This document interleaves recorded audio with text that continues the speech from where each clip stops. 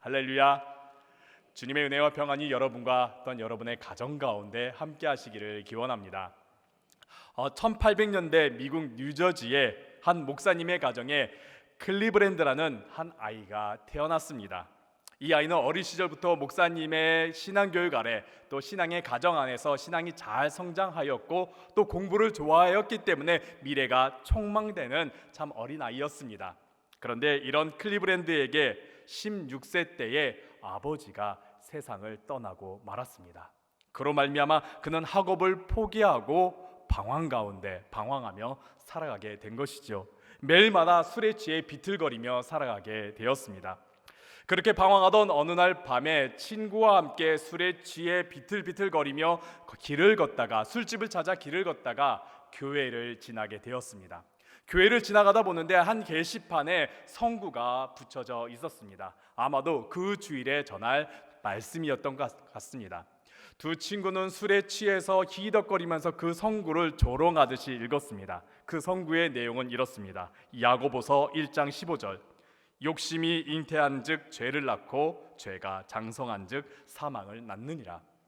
두 친구는 술에 취해 히덕거리면서 조롱하듯이 이 성구를 읽어 나아갔는데 그때에 클리브랜드는 이 성구로 말미암아 크게 죄책감을 느끼면서 가던 길을 멈추고 곧바로 그 교회에 들어가 회개기도 하게 되었습니다. 옆에 있던 친구는 그런 클리브랜드를 보면서 조롱하면서 왜 교회에 들어가느냐 하면서 자신은 여전히 술집을 찾아 나아가게 된 것이지요. 이후 이 두 친구는 전혀 다른 길을 걷게 되었습니다. 클리브랜드는 주님께로 돌아와 주님 안에 거하는 삶을 살게 되었고, 다른 한 친구는 여전히 세상 속에서 술에 취해 비틀거리며 살게 되었습니다. 이렇게 30년이 흐른 뒤에 클리브랜드는 주님께로 돌아와 열심히 공부하였고, 비록 대학을 나오지 못했지만은 사람들에게 인정받다가 1883년에 뉴욕 주지사가 됩니다. 그리고 그 이후 1885년에 미국의 22대 대통령이 됩니다. 그리고 그 이후 24대 대통령을 연임하게 됩니다. 그렇다면 함께 있었던 친구는 어떻게 되었을까요? 그 친구는 여전히 술을 마시며 살다가 살인사건을 저지르는 바람에 교도소에 머물게 되었고, 사형수로서 그는 생을 마감하게 되었습니다.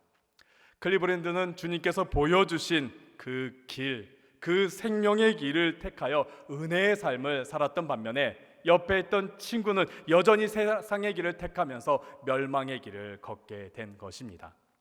우리도 살아가다 보면 종종 이렇지 않습니까? 한쪽에는 생명의 길이 있고 한쪽에는 사망의 길이 있는데, 이 둘 가운데서 우리는 선택의 기로에 놓여 있을 때가 있지 않습니까? 사단은 우리를 멸망시키려고 사망의 길 가운데로 이끌고자 합니다. 하지만 하나님께서는 우리를 살리고자 생명의 길을 보여주시고 우리를 인도하여 주십니다. 사랑하는 성도 여러분, 여러분은 지금 어떤 길을 택하셨습니까? 여러분은 지금 생명의 길을 걷고 계십니까? 오늘 함께 나누는 시편 16편은 다윗의 시입니다. 여러분 성경책 맨 윗부분을 보면 표제어로 다윗의 믹담이라고 아마 쓰여져 있을 것입니다. 다윗의 믹담, 총 시편 150편들 중에 6편이 다윗의 믹담이라고 불리고 있습니다. 오늘 본문의 시편 16편과 더불어 시편 56편, 57편, 58편, 59편, 60편 총 6편의 시편이 믹담이라고 불리고 있습니다. 이 믹담이란 뜻은 정확한 뜻은 알려지고 있지 않습니다. 하지만 학자들 간에 이 다윗의 믹담은 다윗의 황금시, 다윗의 금언시라고 불리는 정말 귀한 시다라고 말하곤 합니다. 혹은 믹담이란 뜻이 색이다라는 뜻을 가지고 있기 때문에, 그런 뜻을 가지고 있기 때문에 아마 다윗이 어딘가 새긴 시편일 것이다, 시일 것이다 라고 말합니다. 믹담에 있는 그 시편들을 보면은 다윗이 굉장히 힘든 상황 가운데 놓여져 있습니다. 마치 도망자 신세처럼 뭔가 도망을 치는 듯한 인생 가운데 있는데, 그러한 가운데서도 하나님을 원망하거나 하나님께 자신의 삶에 대해서 토라하기보다는 하나님을 신뢰하고 하나님께 감사하는 시편을 담고 있습니다. 그래서 학자들은 아마 시편 다윗이 이 믹담을 쓸 때는 도망자 신세일 때, 사울에게나 혹은 아들에게 도망자 신세일 때 동굴 가운데 들어가서 그 동굴 속에서 하나님을 원망하거나 자신의 삶을 한탄하는 것이 아니라 그 가운데서, 힘든 상황 가운데서, 어려운 상황 가운데서 하나님을 신뢰하고 하나님을 찬양하는 시를 그 동굴에 새긴 것이 아마 믹담일 것이다 라고 말하곤 합니다.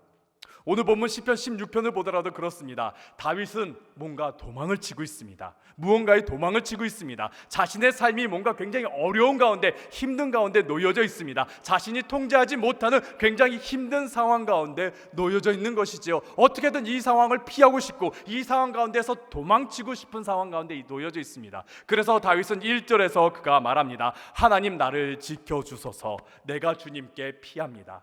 하나님 나를 지켜주세요. 내가 이러한 상황 가운데서, 이러한 문제 가운데서 나를 좀 지켜주세요. 내가 주님께 피합니다 라고 고백합니다. 다윗의 인생을 보면 어떻습니까? 전반기를 보면은 사울을 피해 도망자 신세를 사는 것을 보게 됩니다. 후반기를 보면은 아들들을 피해서 도망자 신세인 것을 우리가 보게 됩니다. 다윗은 정말 도망치는 인생을 살았습니다. 그렇지만은 그런 도망자 신세 가운데서 원망하거나 억울해하거나 그 배반 때문에 절망하기보다는 자신을 죽이려고 하는 사람들이 시시때때로 다가와서 정말 죽음 가운데 놓여 있을지라도 다윗은 오늘 시편 16편 맨 마지막 구절 11절에서 그는 이렇게 고백합니다. 우리 함께 11절에 있는 말씀 함께 읽도록 하겠습니다. 주께서 생명의 길을 내게 보이시리니 주의 앞에는 충만한 기쁨이 있고 주의 오른쪽에는 영원한 즐거움이 있나이다. 내 눈앞에는 지금 죽음이 도사리고 있고 나를 죽이려고 하는 사람들이 있어서 사망이 눈앞에 놓여 있지만은 하나님께서는 그 가운데서도 내게 생명의 길을 보여주셨다라고 다윗은 고백합니다. 도대체 어떤 일이 있었기 때문에 이런 고백을 하게 될까요? 도대체 어떤 것을 발견했기 때문에 다윗이 이러한 고백을 할 수 있었던 것일까요? 우리도 이러한 고백을 하길 원하지 않습니까? 여러 가지 많은 문제로 말미암아, 절망적인 상황으로 말미암아, 힘든 상황 가운데 말미암아 내가 사망 가운데 빠지거나 절망 가운데 빠지는 것이 아니라 하나님께서 내게 생명의 길을 보여주셔서 내가 생명의 길을 걷기를 원하고 있지 않습니까? 오늘 본문을 통해서 그것을 함께 나누어 보고자 합니다. 오늘 본문을 보니까 다윗은 세 가지를 말하고 있습니다. 첫 번째 2절에서 하나님만이 나의 복입니다라고 그는 고백합니다. 8절에 보니까 하나님께서 나와 함께 계시기 때문에 내가 흔들리지 않습니다라고 그는 고백합니다. 그리고 11절에 보니까 하나님께서 친히 내게 생명의 길을 보여주셨다라고 그는 고백합니다. 이 세 가지를 우리가 함께 나누면서요, 우리가 어려움이 다가올 때, 우리가 힘든 일이 다가올 때 절망 가운데나 사망 가운데 빠지는 것이 아니라 오늘의 말씀을 기억하면서 우리가 생명의 길을 걷는 여러분들 되시기를 간절히 바랍니다. 첫 번째입니다. 하나님만이 나의 복입니다. 우리 함께 2절에 있는 말씀 함께 읽도록 하겠습니다. 함께 읽겠습니다. 내가 여호와께 아뢰되 주는 나의 주님이시오니 주 밖에는 나의 복이 없다 하였나이다. 하나님만이 나의 주님이십니다. 그리고 주 밖에는 나의 복이 없습니다 라고 말합니다. 우선 이 부분을 나누기 전에요, 성경마다 조금씩 다른 부분이 있습니다. 주 밖에는 이라는 이 단어입니다. 어떤 성경은요, 주 밖에는 이 두 단어가 합쳐진 경우가 있고요, 띄어쓰지 않고 합쳐진 경우가 있고요, 어떤 성경은 띄어쓴 경우가 있습니다. 여러분의 성경책 한번 보시기 바랍니다. 어떤 경우는 붙여 쓴 경우가 있고요, 어떤 경우는 띄어 쓴 경우가 있습니다. 붙여 쓸 경우에와 띄어 쓸 경우의 뜻은 다릅니다. 붙여 쓸 경우, 주 밖에는, 이것을 붙여 쓸 경우에는 밖에는이라는 이 단어가 조사로 사용돼서 주 밖에는은 한 단어로 주 외에는이라는 뜻을 가지게 됩니다. 즉 주 외에는 나의 복이 없습니다. 즉 주님만이, 오직 주님만이 나의 복입니다라는 뜻을 가지게 됩니다. 하지만 이것이 띄어쓰게 되면 밖에는 이란 단어가 하나의 뜻을 가지기 때문에 밖에, 바깥에, 외부에라는 뜻을 가지기 때문에 주님을 떠나서 주님이라는 그 범위 밖에는 복이 없습니다라는 뜻이 가지게 됩니다. 즉 주님 안에만 복이 있습니다라는 뜻을 가지게 되는 것이죠. 다른 뜻입니다. 두 개가 어떻게 쓰이냐에 따라서 다른 뜻입니다. 근데 여러분이 성경을 이 부분을 묵상하다 보면은요, 이 두 의미가 함께 다가오는 것을 보게 됩니다. 물론 의미는, 원래 문자적인 의미는 주님을 떠나서는, 주님 밖에는이라는 그런 뜻을 가지고 있지만은, 우리가 이 말씀을 묵상하다 보면은 오직 주님 안에서만, 주님만이 복입니다라는 그런 의미를 우리가 발견하게 됩니다. 그렇다면 복은 무엇일까요? 복이란 무엇일까요? 히브리어로 보니까 토브라는 단어를 오늘 본문 가운데서 사용하고 있습니다. 토브, 좋은, 선한, 아름다운, 기쁨, 은혜라는 뜻을 가지고 있습니다. 그래서 다른 번역서, 표준세 번역이라든지 공동 번역이라든지 쉬운 성경이라든지 다른 번역서에서는 어떻게 사용했나 봤더니 행복이라는 단어를 사용하고 있습니다. 즉 하나님을 떠나서는 나에게 행복이 없습니다. 오직 하나님 안에만 행복이 있습니다 라고 말합니다. 여러분은 언제 행복을 느끼십니까? 여러분은 언제 행복하다라는 것을 느끼십니까?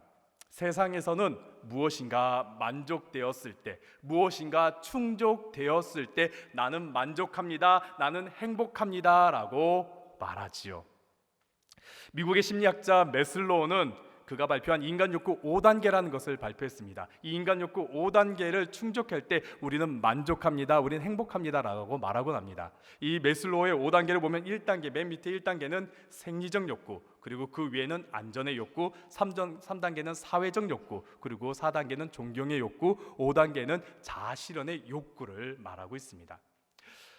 생리적 욕구, 의식주에 관련된 내가 잘 먹고 잘 살아가는 이러한 욕구가 채워졌을 때 우리는 만족함을 느끼지요.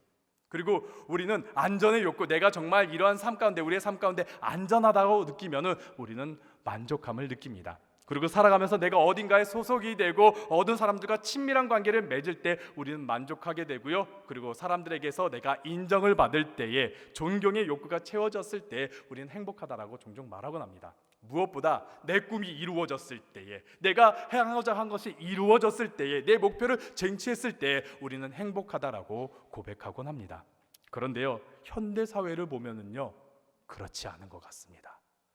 의식주가 해결됐음에도 불구하고, 그것이 충족됐음에도 불구하고 행복하다라고 말하는 사람 찾기가 참 힘듭니다. 그리고 내가 안전함에도 불구하고, 내가 전쟁이 터지지 않는 안전한 나라에 산다음에도 불구하고 행복하다라는 그런 말을 한 사람을 찾기가 힘듭니다. 사람들과 잘 모이고 친밀한 관계를 맺을지라도, 또 다른 사람들에게 인정받고 존경받고 내 꿈을 실현하며 높은 위치에 올라갔을지라도 행복하다라는 사람을 찾기가 참 힘듭니다. 오히려 불행하다라고 말하는 사람들이 더 많습니다. 나의 삶의 많은 부분들이 충족되고 나의 삶 가운데 많은 부분들이 채워졌음에도 불구하고 우리는 그것을 보기보다는 내가 지금 채우지 못한 부분들, 내가 지금 가지지 못한 부분들, 내가 지금 인정받지 못한 부분들, 그 부분만 바라보면서 나는 지금 불행하다, 나는 지금 행복하지 않다라고 말하곤 하죠. 심지어 내가 뭔가에 거절당하거나 거부당하면 어떻게 됩니까? 분노하는 경우가 있습니다. 지금 세상은 참 행복하기 힘든 세상 가운데 우리가 살아가고 있습니다. 이것은 다윗의 시대도 마찬가지입니다. 그 시대도 뭔가 충족됐다고 해서 행복하다고 말한 사람들 그리 많지 않았습니다. 근데 다윗은 오늘 본문 가운데서 뭐라고 말합니까? 하나님께서 지금 우리에게 뭐라고 말씀하고 계십니까? 하나님 안에 있을 때에 하나님만이 나의 행복이다라고 말하고 있습니다. 그렇다면 왜 하나님 안에 있을 때 우리는 행복한 것일까요? 왜 우리는 하나님을 떠나서는 행복하지 못한 것일까요? 성경을 보면 복이라는 것은요, 이 행복이라는 것은요, 내가 쟁취하는 것이 아닙니다. 내가 어떻게든 만들어내는 것이 아닙니다. 복은요, 하나님께서 주시는 것입니다. 하나님께서 나를 돌봐주시는 것, 나를 인도해 주시는 것, 나의 삶 가운데 함께 하시는 것이 바로 복입니다. 그리고 그 삶을 내가 믿고 그 삶을 내가 소망할 때에 우리는 행복하다라는 것이죠. 왜요? 나는 지금 부족하지만은, 나는 지금 채워진 것들이 없지만은, 나는 여전히 연약하지만은 이런 나의 삶을 하나님께서 나를 인도하신다, 나와 함께 하신다, 나를 푸른 초장 실만한 물가로 인도하실 것이다, 나와 늘 동행하신다라는 그 믿음 하나만으로 우리는 행복할 수 있다라는 것입니다. 우리가 이 믿음이 있을 때 행복하게 됩니다. 성경을 보면 창세기에 아브라함은요, 자녀가 없었습니다. 당시 사회에서 자녀가 없는 것은 불행한 것입니다. 왜냐고요? 자녀가 없으면 자신의 미래가 보장받지 못했기 때문입니다. 내가 노년의 시대에 나를 돌봐줄 사람, 나를 인도할 사람, 나를 책임져 줄 사람이 없기 때문에 그 사람은, 자녀가 없는 사람은 불행하다라고 말합니다. 근데 이러한 아브라함에게 하나님께서 내가 자녀를 약속할게라고 약속의 말씀을 주셨습니다. 그러나 그가 살아 생전에 자녀는 단 한 명밖에 보지 못했지요. 수많은 자손을 주시겠다고 약속하셨지만은 그 자손은 보지 못했습니다. 하지만 아브라함은 그것을 믿었습니다. 그리고 그 믿음 하나로 그는 행복하게 살 수 있었던 것이지요.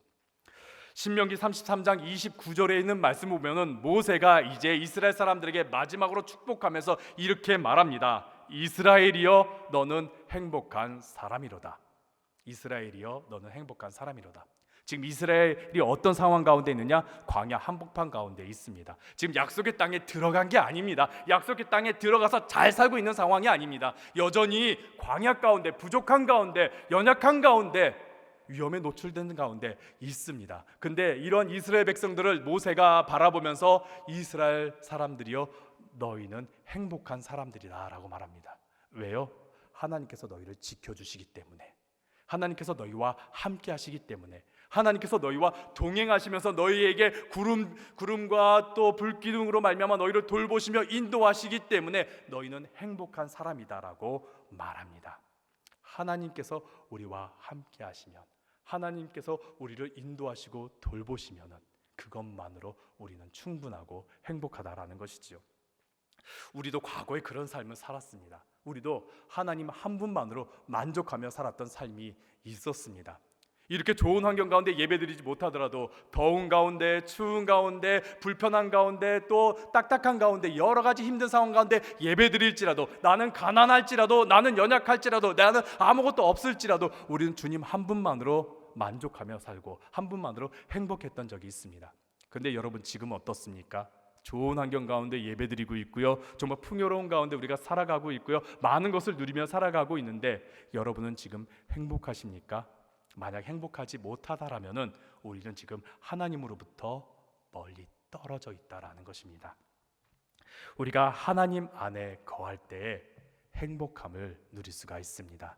우리는 기뻐할 수 있습니다. 그렇기에 여러분들 하나님을 기억하면서 하나님을 내 마음에 모시면서 하나님과 늘 동행하며 함께하는 삶을 살아가시기를 간절히 바랍니다. 중세 11세기 암흑기라고 불렸던 그 시대에 클레르보의 수도사 베르나르라는 분이 계셨습니다. 암흑기입니다. 많은 것들이 정말 절망적이고 힘든 상황 가운데 있습니다. 강자들은 약자들을 착취하고 있고, 많은 사람들, 많은 백성들은 절망 가운데, 힘든 가운데, 가난한 가운데, 배고픈 가운데 절망하며 살아가고 있는 정말 암흑기였습니다. 깜깜한 시대였습니다. 모두가 어둡고 절망적이고 고통스럽고 불행하다라고 그렇게 여기며 살아가고 있을 때에 클레르보의 수도사 베르나르가 사람들에게 이렇게 말합니다. 구주를 생각하세요. 주님을 생각하세요. 주님을 기억하세요. 그러면 여러분의 마음이 기쁘고 소망이 생깁니다. 하나님을 생각하고 우리 구주를 생각하면 여러분 지금 어두운 현실 속에 있더라도 주님께서 나의 마음을, 나의 슬픔을, 나의 어려움을 변화시켜 기쁨 가운데로 인도해 주십니다라고 말하며 사람들에게 소망을 주고 희망을 주었습니다. 그러면서 그 베르나르의 그 고백이 우리 지금 찬송가에 있습니다. 찬송가 85장 구주를 생각만 해도, 그것이 바로 그 당시 암흑기 때 고백했던 내용, 찬양의 내용입니다. 사랑하는 성도 여러분, 이 절망과 이 어둠 가운데 우리가 사망의 길을 걷는 것이 아니라 생명의 길을 걷기 위해서는 우리가 주님 안에 거해야 합니다. 우리가 생명의 길을 걷기 위해서는 우리가 주님 안에 거하면서 주님께서 주시는 복을 누리고 주님께서 주시는 그 행복을 누리며 살아가야 합니다. 그렇기에 주님 안에 거하시는 여러분들 되시기를 간절히 바랍니다. 주님과 늘 동행하시는 여러분들 되시길 간절히 바랍니다. 그 안에서 복을 누리고 행복을 누리는 여러분이 되시기를 축원드립니다. 두 번째입니다. 하나님께서 나와 함께 계시기에 우리는 흔들리지 않습니다. 우리 함께 8절에 있는 말씀 함께 읽도록 하겠습니다. 내가 여호와를 항상 내 앞에 모시며 그가 나의 오른쪽에 계심으로 내가 흔들리지 아니하리로다. 아멘. 하나님께서 나와 함께 계십니다. 그런 하나님께서 나와 함께 계시기 때문에 나는 흔들리지 않습니다 라고 다윗은 고백합니다. 그러고 보면 다윗은 지금 굉장히 크게 흔들리고 있는 상황 가운데 놓여져 있습니다. 그는 여러 가지 문제가 밀려오기 때문에 그의 삶은 굉장히 흔들리고 있습니다. 한 가지 문제만 다가오면은 그렇지 않았을 것입니다. 하지만은 여러 가지 문제가 지금 동시다발적으로 다윗에게 밀려오고 있기 때문에 다윗은 지금 크게 요동치며 흔들리고 있는 것이지요. 퍼펙트 스톰이라는 말이 있습니다. 퍼펙트 스톰이라 그래서 무결하고 그냥 흠이 없고 완벽한 폭풍 그 뜻이 아니라 여러 폭풍이 한 번에 밀려오면서 바다 가운데 여러 폭풍이 한 번에 밀려오면서 여러 파도가 한 번에 밀려오면서 어찌하지 못한 요동치는 상황을 말하는 것입니다. 파도 하나만 밀려도 힘든데 여러 파도가 한 번에 밀려와서 그 배가 지금 어찌하지 못해 뒤집어질 상황 가운데 놓여 있는 것이지요. 우리가 살아가면서 이런 문제에 놓여 있을 때가 있지 않습니까? 한 가지 문제만 우리에게도 밀려오도 참 힘듭니다. 근데 한 가지 문제만 밀려오던가요? 여러 문제가 동시다발적으로 밀려오지 않습니까? 질병의 문제가 나에게 다가왔을 때 그 질병 하나만 나에게 덮쳐오던가요? 그렇지 않죠. 경제적인 문제도 나에게 덮쳐오고요, 인간관계적인 문제도 나에게 덮쳐오고요, 또 여러 가지 심리적인 문제도 나에게 덮쳐옵니다. 심지어 영적인 문제까지 나에게 밀려올 때가 있습니다. 자녀의 문제도 마찬가지이죠. 나의 삶 가운데 경제적인 문제나 여러 가지 문제도 마찬가지입니다. 한 가지 문제만 나에게 밀려오는 것이 아니라 여러 가지 문제가 복합적으로 이게 밀려오면서 나를 요동치면서 나를 침몰시키려고 하고 있지요. 이럴 때 필요한 게 무엇입니까? 이렇게 요동치는 나의 영혼에 필요한 것이 무엇입니까? 흔들리지 않게 하는 닷, 바로 내 삶을 흔들리지 않게 하는 영혼의 닻이 우리에게 필요합니다. 세상은 그런 영혼의 닻을 찾으려고 물질이 영혼의 닻인 줄 알고서 물질을 붙잡으려고 합니다. 혹은 인간을 붙잡으려고 합니다. 지식을 붙잡으려고 합니다. 경험을 붙잡으려고 합니다. 그런데 오히려 그 모든 것들이 더욱더 흔들리게 하거나 그 닻이 끊어져 버려 나를 표류시켜 버릴 때가 더 많이 있습니다. 그렇다면 우리를 굳건하게 붙잡아줄 영혼의 닻은 무엇일까요? 우리 함께 히브리서 6장 19절에 있는 말씀을 함께 읽어보도록 하겠습니다. 함께 읽겠습니다. 우리가 이 소망을 가지고 있는 것은 영혼의 닷 같아서 튼튼하고 견고하여 휘장 안에 들어가라니. 우리가 가지고 있는 이 소망은 영혼의 닷 같아서 튼튼하고 견고하다라고 말합니다. 그렇다면은 이 영혼의 닫힌 그리고 이 소망은 과연 무엇일까요? 히브리서 6장 19절 바로 윗구절에 있는 말씀을 쭉 읽어보면요, 그 닫힌 무엇이냐? 하나님의 약속과 맹세라고 말합니다. 하나님의 약속과 맹세, 그것은 흔들리지 않고 변함이 없고 영원한 하나님의 약속의 말씀, 우리에게 주신 약속의 말씀, 변함이 없는 흔들리지 않는 신실한 하나님의 그 약속의 말씀을 말하고 있습니다. 그 말씀이 무엇일까요? 임마누엘, 우리와 함께 하신다. 내가 어느 상황 가운데 있든지, 내가 지금 어느 모습이나 어느 때에 있든지, 심지어 내가 죄 가운데 빠져 있고 내가 잘못한 가운데 있을지라도 하나님께서 약속하신 말씀, 세상 끝날까지 우리와 함께 하신다는 그 말씀, 나와 함께 하신다는 그 말씀, 그 말씀을 우리가 붙잡는다라면은, 그 말씀으로 우리가 소망을 가진다라면은 우리는 흔들리지 않는다라는 것입니다. 오늘 다윗이 바로 그 말씀을 붙잡은 것입니다. 하나님께서 나와 함께 하시기에, 하나님께서 나와 함께 하신다는 그 믿음을 가졌기에 내가 지금 요동칠 수밖에 없는 상황이고 많은 문제들이 밀려올지라도 나는 흔들리지 않는다라고 고백합니다. 그러면서 그는 9절에 이어서 이렇게 말합니다. 나의 마음은 지금 기쁘고 나의 영도 즐겁고 내 육체도 안전하다라고 말합니다. 하나님께서 나와 함께 하시고 내가 흔들리지 않기 때문에 나의 마음도 나의 영혼도 나의 육체도 지금 흔들리지 않고 평안하다라고 그는 고백하는 것이죠. 하나님께서 나와 함께 하신다면 우리는 흔들리지 않습니다. 하나님은 변함이 없으신 분이십니다. 하나님은 신실하신 분이십니다. 영원하신 분이십니다. 그분께서 우리에게 약속의 말씀, 변하지 않는 약속의 말씀을 주셨습니다. 내가 너와 함께 하겠다. 이 말씀을 붙잡는 여러분들 되시길 바랍니다. 세상은 우리를 자꾸 요동치게 합니다. 흔들리게 합니다. 우리를 자꾸 절망 가운데 빠뜨리려고 합니다. 하지만 그럴 때에 하나님의 말씀, 나와 함께 하신다는 하나님의 그 말씀을 붙잡고 생명의 길을 걷는 여러분들 되시기를 간절히 바랍니다. 세 번째입니다. 하나님께서 생명의 길을 우리에게 친히 보여주셨습니다. 오늘 본문 11절에 이렇게 말씀합니다. 주께서 생명의 길을 내게 보이시리니. 하나님께서 생명의 길을 내게 친히 보여주셨다라는 겁니다. 성경을 보면요, 구약 성경을 보면요, 하나님께서 우리 앞에 두 가지를 놓아 놓았다고 종종 말하시곤 합니다. 하나는 생명, 하나는 사망. 신명기 30장 15절에 있는 말씀 보면은 생명과 복 그리고 사망과 화를 우리 앞에 두었다라고 하나님께서 말씀하십니다. 그러면서 이 둘 가운데 선택하라라고 하나님께서 말씀하시는 장면을 우리가 보게 됩니다. 성경의 많은 인물들이 이러한 선택의 기로 앞에 놓여 있었습니다. 하나님께서 직접 이것은 생명의 길이다, 이것은 사망의 길이다 말씀하지 않았지만은 이 둘 가운데서 선택하는 경우가 많았습니다. 아담과 하와 같은 경우는 선악과를 먹을 것인가 말 것인가, 아브라함 같은 경우는 자신의 정말 사랑하는 아들 이삭을 바칠 것인가 말 것인가, 요셉과 같은 경우는 그 유혹, 많이 밀려오는 그 유혹에 넘어갈 것인가 말 것인가, 그러한 선택의 기로에 놓여 있었습니다. 우리도 그렇지요. 우리도 선택의 기로에 놓여 있을 때가 많이 있습니다. 우리가 하나님을 선택할 것인가 아니면 세상을 선택할 것인가. 우리는요, 분명 생명의 길인 하나님을 선택하기를 원합니다. 근데 세상을 보면요, 그게 쉽지가 않아요. 세상을 바라보면 그게 쉽지가 않아요. 너무나 많은 것들이 보여요. 하나님만 보인다면 우리가 하나님만 선택할 텐데, 세상을 보면요, 너무나 많은 것들이 보이고 너무나 많은 소리들이 들려서 우리가 무엇을 선택해야 될지 모를 때가 많이 있습니다. 출애굽한 이스라엘 민족들도 마찬가지였어요. 그들이 광야 가운데 있을 때는 하나님만 보였습니다. 다른 것이 보이지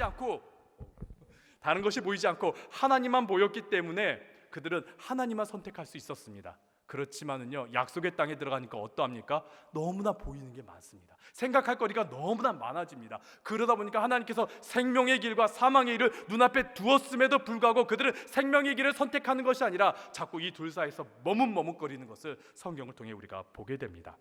다윗도 마찬가지였습니다. 선택의 기로에 놓여 있었습니다. 그는요, 도망자 신세일 때, 사울로부터 도망자 신세일 때요, 그는 선택의 기로에 놓여 있었습니다.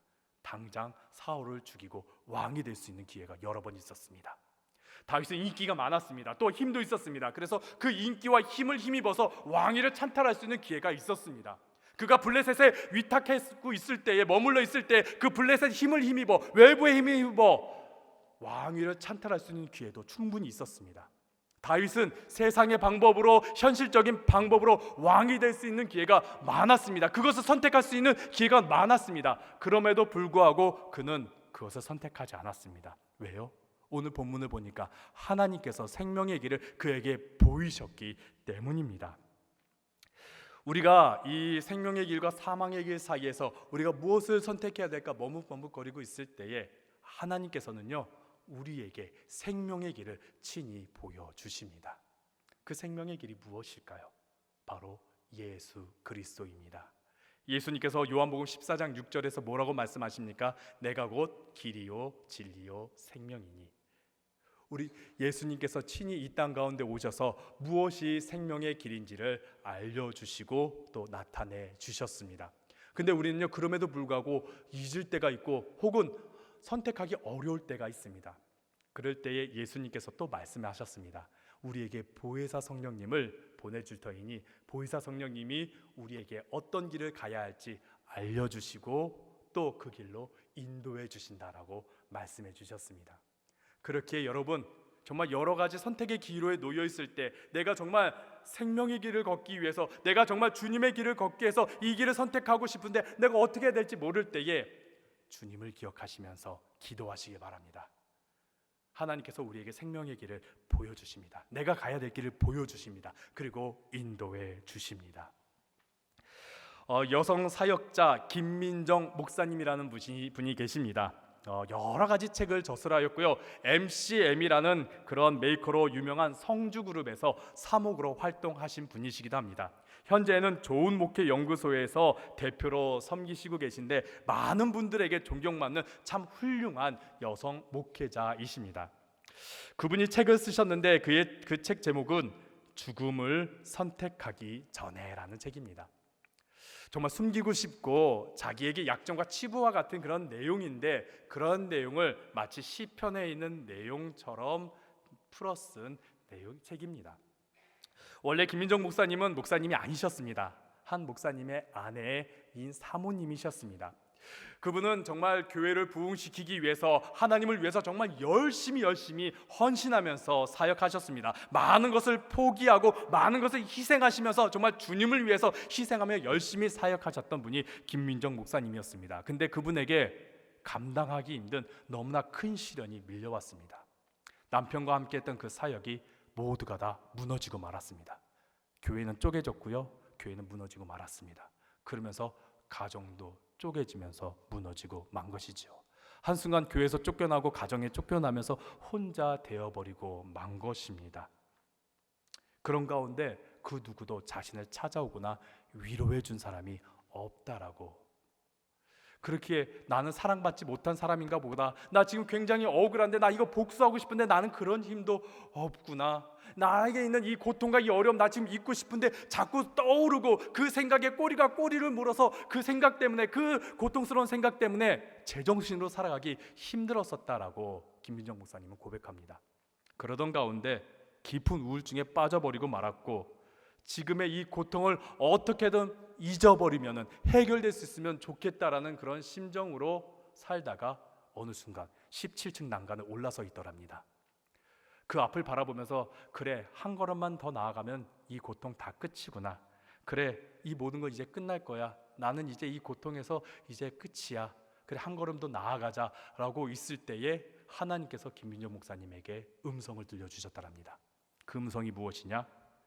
이게 고통의 끝일 것이라고 생각하냐? 너 지금 한 걸음 더 나아간다고 고통이 끝날 거라고 생각하느냐? 그 음성을 듣고 깜짝 놀랐답니다. 자신은 자살하면은, 이 한 걸음 더 나아가면, 17층에서 한 걸음 더 나아가면은 모든 게 끝이라고 여겼는데, 하나님께서 주신 말씀은 그게 끝이 아니라 그거 시작이야 라고 말씀하신 것이죠. 그래서 그 음성을 듣고 곧바로 난간 가운데 내려와 하나님을 붙잡고 힘겹게 하루하루 겨우겨우 버티면서 살아가게 되었다고 합니다. 그러던 가운데 이찬수 목사님 만나게 되어서 분당 우리 교회에서 사역하시게 되었고요. 그리고 그분을 통하여서 성주그룹에서 이제 사목으로 활동하시면서 점점점 삶이 나아지고, 지금은 좋은 목회 연구소 대표로서 정말 많은 사람들, 절망 가운데 빠진 사람들, 정말 힘든 상황 가운데 빠진 사람들을 위로하고 살리는 생명의 길을 걷는 사역을 하고 계십니다.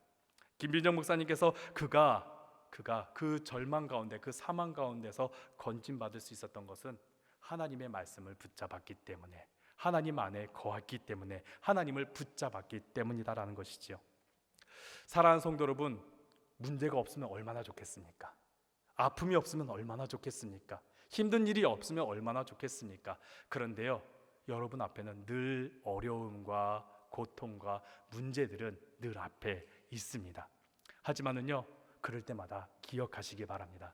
하나님께서 나를 절망 가운데 빠뜨리는 것이 아니라 나를 생명의 길로 이끌기 위해서 내 앞에 생명의 길을 보여주심을 기억하시기를 간절히 바랍니다.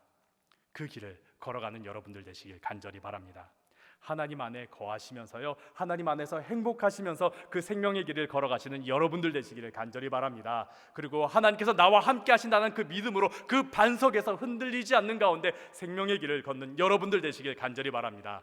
무엇보다 하나님께서 내게 보여주시는, 친히 보여주신 그 생명의 길을 걸으면서 믿음 가운데, 기쁨 가운데, 행복한 가운데 살아가시는 여러분들 되시기를 간절히 바랍니다.